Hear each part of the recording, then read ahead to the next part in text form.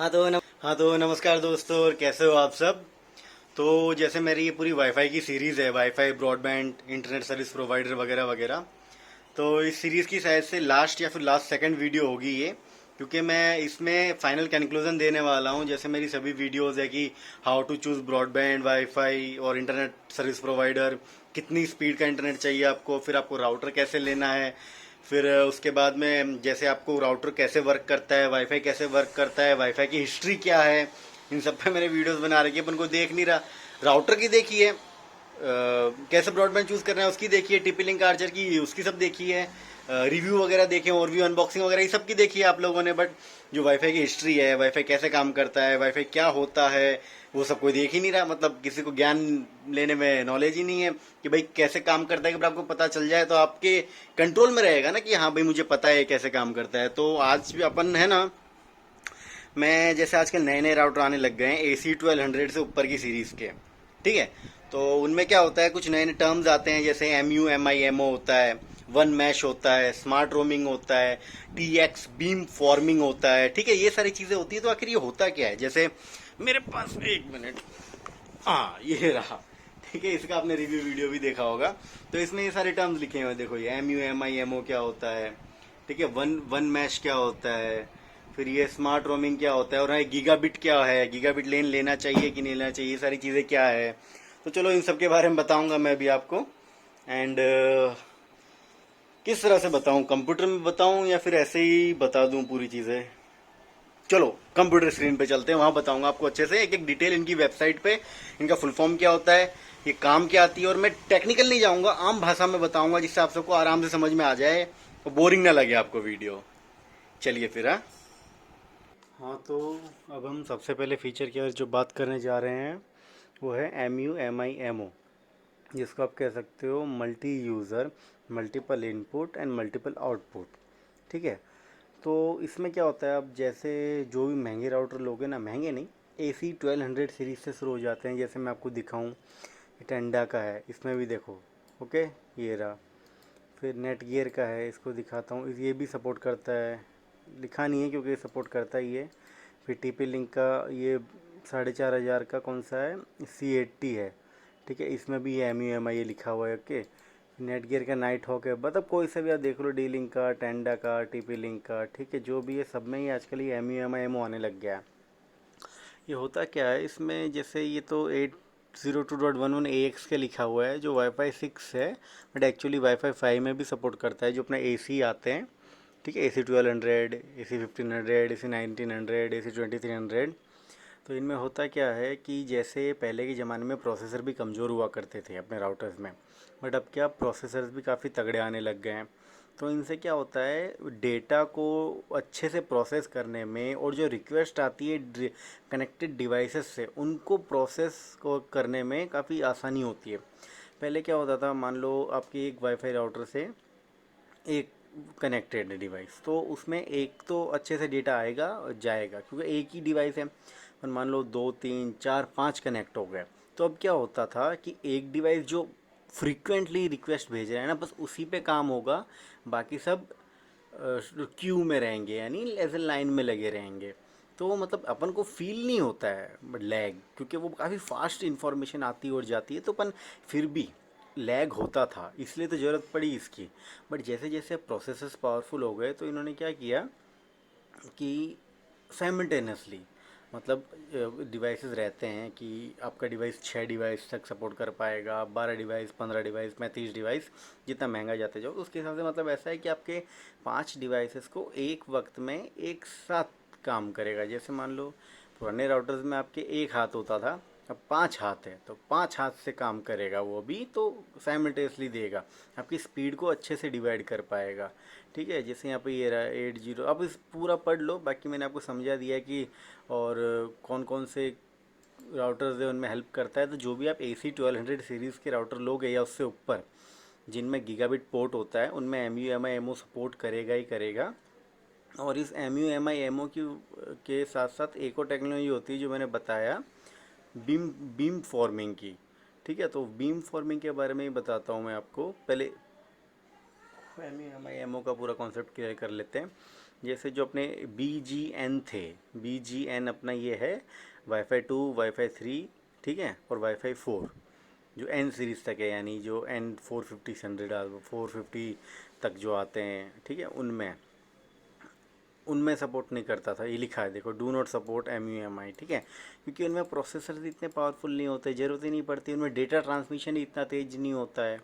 अब क्या, इंटरनेट की स्पीड भी बढ़ती जा रही है और नंबर ऑफ़ यूज़र्स भी बढ़ते जा रहे हैं। पहले क्या होता था, या तो एक लैपटॉप कनेक्टेड है, एक मोबाइल है, या एक दो कंप्यूटर है, बस।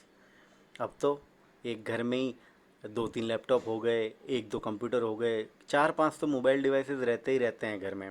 मम्मी पापा के पास भाई बहन होते हैं, दादा दादी होते हैं, या फिर कोई और हो गए, तो मिनिमम चार तो रहते ही हैं। उनमें भी एक दो, एक लैपटॉप एक कंप्यूटर रहते हैं, तो छः डिवाइसेस तो हो गए ऐसे कैसे ही।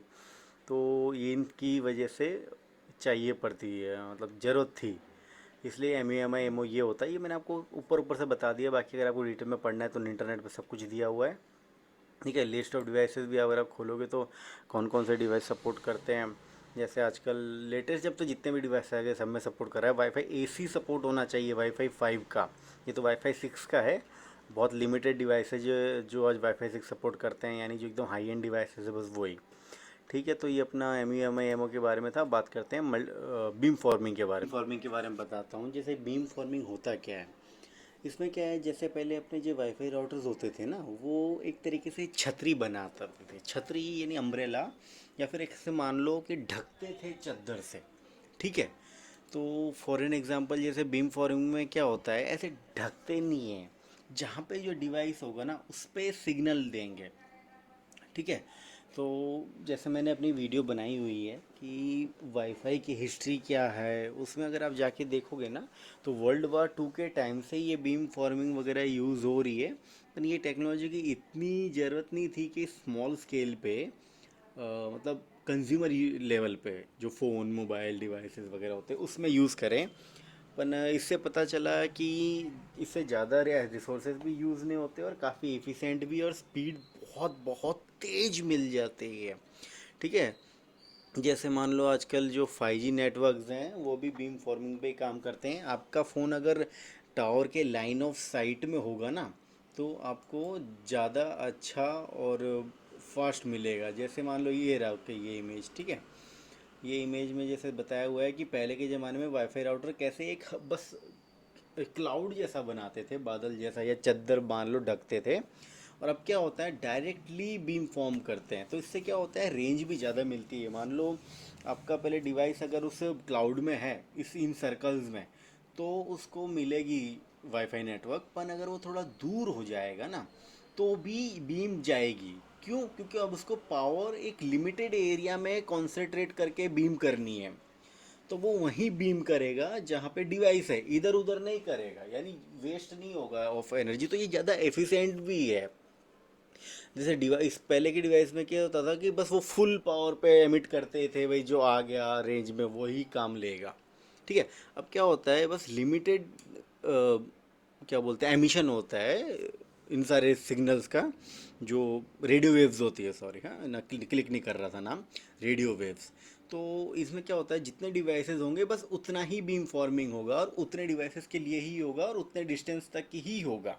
तो फालतू में एनर्जी वेस्ट भी नहीं होगी, और अच्छे से बीम फॉर्मिंग भी होगी, और आपको स्पीड भी काफ़ी अच्छी मिलेगी। और पर्टिकुलर, क्योंकि हर एक डिवाइस का अपना अलग पाथ होगा। जैसे मैंने MUMI में समझा ही दिया कि हर एक डिवाइस को अपना साइमल्टेनियसली मिलेगा। जैसे मान लो पहले राउटर पे एक हाथ है, अब 5 हाथ से काम कर रहा है, तो पांचों डिवाइस को अलग से सेपरेट संभालेगा वो, ठीक है। ये बीम फॉर्मिंग होता है, तो इसके बेनिफिट्स और लिमिटेशंस भी है। अब चाहो तो networkworld.com पे जाके पढ़ लेना, ठीक है। इसके बेनिफिट्स तो ये है कि ये आपको काफ़ी फास्ट और बहुत तेज़ स्पीड से नेटवर्क प्रोवाइड कर सकता है, या इंटरनेट स्पीड अच्छी होगी, क्योंकि ये डायरेक्ट बीम फॉर्म करेगा। 5G नेटवर्क में भी यही है, बट इसकी रेंज कम है, क्योंकि वाईफाई 5 और 6 5 गीगाहर्ट्ज़ पे काम करते हैं, जो काफ़ी पावरफुल सिग्नल बैंडविड्थ है, रेडियो वेव है, पर उसकी फ्रीक्वेंसी कम है, तो वो कम डिस्टेंस तक ट्रैवल करती है। तो इसलिए आपने देखा होगा आजकल 4G के टावर जगह जगह लग रहे हैं। पहले क्या होता था, एक टावर लगता था एक शहर में, एक गांव में, और वो पूरा काम कर देता था। अब हर गली गली में, हर 2-3 रोड छोड़ के ऐसे वो ये टावर्स खड़े हो रहे हैं। ये टावर्स 5G में भी काम देंगे लाइन ऑफ साइट के लिए, 4G में भी एक हद तक काम देते हैं, क्योंकि उनमें हाई स्पीड के सिग्नल होते हैं, पावर ज़्यादा होती है, पर उनमें ट्रांसमिशन लेवल कम होता है, और वो किसी भी चीज़ से एब्स्ट्रैक्ट होकर रुक जाते हैं, दीवार से, कोई मेटल सरफेस हो गया, पानी की टंकियाँ, मतलब एनीथिंग, लोहे की चीज़ें, ठीक है, दीवार वगैरह। तो इसलिए बीम फॉर्मिंग के नुकसान भी है। और ये 802 ये देखो मैंने समझाया है पूरा कि ABGNAC और AX ये सब होता क्या है। मैंने मेरी प्रीवियस वीडियोस आप देख सकते हो, उसमें सब समझा हुआ है काफ़ी अच्छे से। अगर आपको पूरी डिटेल चाहिए इसके बारे में तो आप देख सकते हो। तो ये हो गया बीम फॉर्मिंग के बारे में, ऊपर ऊपर से यही है। और अभी गीगाबिट पोर्ट के बारे में बता देता हूँ। जैसे गीगाबिट पोर्ट क्या होता है, जैसे मान लो पहले के डिवाइसेस 10 Mbps सपोर्ट करते थे, फिर आया 100 Mbps, अब आ गया 1000 Mbps और 2500 Mbps, ठीक है। और बहुत ही ज़्यादा हाई हैंड लेवल पे जाओगे ना, यानी अमीरों के भी ऊपर के लेवल पे, तो आपको 10 Gbps का पोर्ट मिल जाएगा किसी चीज़ में। पर आजकल आप हाई एंड डिवाइसेस में भी 2.5 Gbps का पोर्ट ही मिलता है, हाई एंड मदरबोर्ड वगैरह लैपटॉप जो आते हैं उनमें, ठीक है।